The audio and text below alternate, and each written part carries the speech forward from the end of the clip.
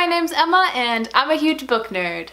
You're my library, always open for business, but you never show it. You're just sitting with it, but I know the score, and you're killing it. So my monthly wrap-up is late again, but I'm working on it. It's gonna be better. It's summer now. I can actually start recording, so yeah. Hang in there. I didn't read a ton in April. It was a pretty slow reading month for me, but we're just gonna hop right in and go through it. So the first book that I read in April is Fun Home by Alison Bechdel, and this is a graphic novel memoir about Alison Bechdel and her family, specifically her dad. She's gay and her dad was gay, and her dad killed himself, and she became a lesbian cartoonist. Was a reference to the musical version of it, if you caught that. But basically I read this because I'm dramaturging Fun Home the musical this next semester. So I marked up, got a lot of sticky notes with notes and stuff in here, but this was fantastic. Of course, it's really, really great. I gave it 5 stars, so highly recommend you check this out. It's a wonderful book. Next, I read a play called Actually by Anna Ziegler, and Actually is about a young woman and a young man, and the young woman accuses the young man of rape. And you get both sides of the story. The thing that is so wonderful about it is that after finishing the entire thing, I don't know who to believe. I hate them both, I love them both, and I don't know what to think about the situation because it's so complicated. It's so complicated. So I think that it is a really, really wonderful play that should be read and done more.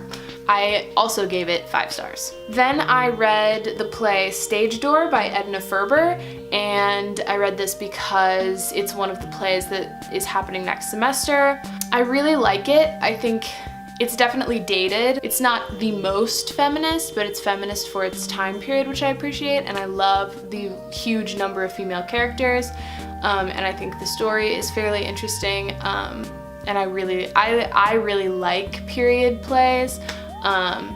So I really enjoyed it. I gave it 4 stars. Then I read Angels in America Part 1, Millennium Approaches for class, and of course I gave it 5 stars. Angels in America is phenomenal. If you haven't read it or seen it, you totally should. It's still on Broadway with Andrew Garfield, which is just great. My friend saw it, wish I could have seen it. I also gave it 5 stars, so it started out as a really great reading month. Then I listened to The Raven Boys, which is the first book in the Raven cycle, and I have heard incredible things about this series, and I have to say I did really enjoy the first book. I listened to it on audiobook, don't remember if I already said that. I was super engaged, it's super fun, I really want to continue on. I gave it 4 stars. I feel like if I'd read a physical copy, I might have given it 5 stars, but I don't know, I have a really hard time rating books that I read physically versus books that I listen to on audiobook.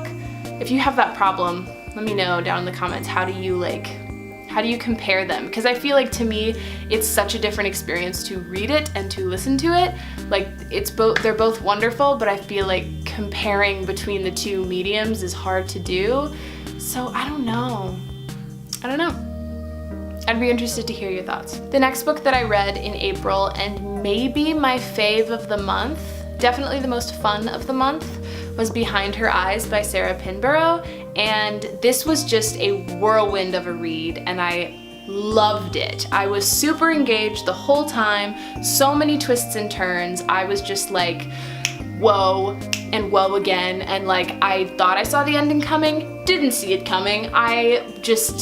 Out of nowhere. Amazing. I loved it. This is just a great book. Really fun. Really, really fun. It's basically about a young woman who gets caught up in a really problematic marriage. Caught in the middle of the married couple. And yeah, I don't think I'll tell you anymore, but I'm sure you've heard buzz about this. It's been talked about a lot, but it's really good. I give it 5 stars. And the last book that I read in April is another play, and that's Festin by David Eldridge. And this was, my friend lent this to me, and I read it, and it is a really cool play. It's just so interesting because it's basically about this family all coming back together for their father's birthday. They sit down to dinner, and they're all gonna like give speeches to celebrate their dad's birthday. And one of the sons, Christian, stands up and he pulls 2 speeches out of his pocket. And there's one yellow one and one green one, and he asks people to pick which speech he should read. And the one that gets chosen is ridiculous. I just like, the writing style is so cool, and then once the plot takes off, you're just like, what?